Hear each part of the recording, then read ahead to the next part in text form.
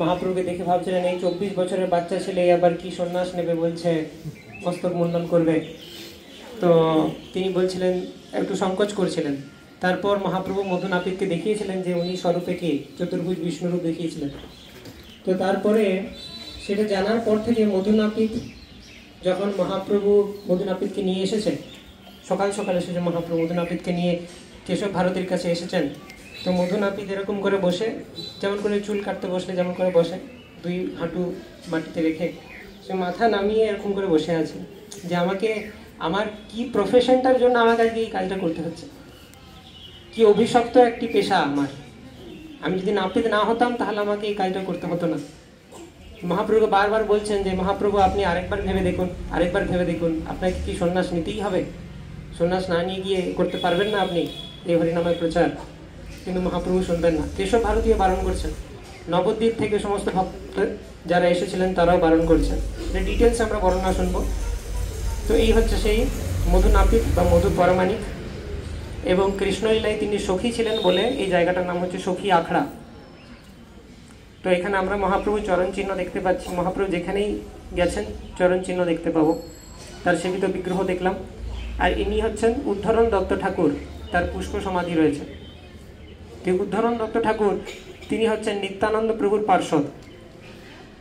এটা গৌরলীলাতে একটা খুব ইম্পর্টেন্ট জিনিস যেটা আমাদের মনে রাখতে হবে। আমরা প্রচুর গৌরমণ্ডল পরিক্রমা করব, যে বৃন্দাবনের দ্বাদশ গোপাল মানে কৃষ্ণ বলরামের যে দ্বাদশ সখা, মেনলি যারা সখা ছিলেন, শ্রীধাম, বসুধাম, দাম, লবঙ্গ, সুদামা ইত্যাদি, এই সমস্ত সখারা গৌরলীলাতে আবির্ভূত হয়েছিলেন নিত্যানন্দ প্রভুর পার্ষদ হিসাবে। যেমন আমরা অভিরাম ঠাকুরের কথা শুনেছি, অভিরাম ঠাকুরও হচ্ছেন দ্বাদশ গোপালের মধ্যে একজন। বৃন্দাবনে তিনি ছিলেন শ্রীদাম সখা। তো সেরকম উদ্ধরণ দত্ত ঠাকুরও দ্বাদশ গোপালের অন্যতম, তিনি হচ্ছেন সুবাহু সখা। ঠিক আছে, এগুলো মনে রাখতে হবে। তাহলে উদ্ধরণ দত্ত ঠাকুর হচ্ছেন সুবাহু এবং অভিরাম ঠাকুর হচ্ছেন শ্রীদাম। আমরা নেক্সট যেটা যাব নুপুর কুণ্ড বা নুপুর পুকুর, সেইখানে যে আকাইহাটাতে আরেকজন গোপালের পাটবাড়ি রয়েছে, সেটা হচ্ছে কালীয় কৃষ্ণ দাস। তিনি হচ্ছেন লবঙ্গ নামক যে গোপাল, তার অবতার গৌরলীলাতে। তো উদ্ধরণ দত্ত ঠাকুর, এনার সম্বন্ধে আলোচনা করব আজকে সন্ধ্যের দিকে।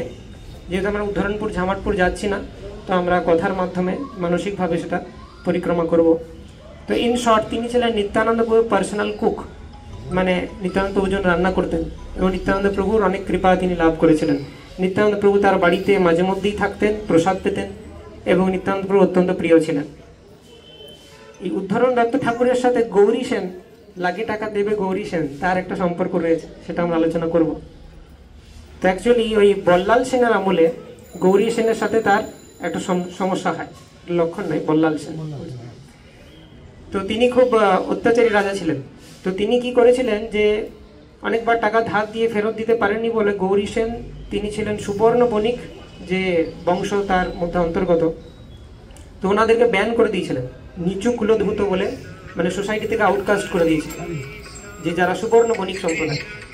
এবং তাদের আদি যে বাসস্থান ছিল সেটা হচ্ছে আদি সপ্তগ্রাম, উদ্ধরণ দত্ত ঠাকুরও সেইখানে ছিলেন। তো সেইখানে সুবর্ণ বণিকদেরকে প্রায় তিনি কুলচ্যুত করে দিয়েছিলেন। তো অনেক সময় ধরে তারা পতিত অবস্থাতে তাদেরকে পতিত মানা হতো, মানে ব্রাহ্মণ, ক্ষত্রিয়, বৈশ্য এই তিনটের মধ্যেই পড়তেন না, তার শূদ্র বা শূদ্রাধম এরকম মানা হতো তাদেরকে। পরে নিত্যানন্দ প্রভু তাদেরকে কৃপা করেন এই উদ্ধরণ দত্ত ঠাকুরের মাধ্যমে, এবং তারপর থেকে বণিক কুল তাদের যে হারিয়ে যাওয়া গৌরব সেটা ফিরে পায়।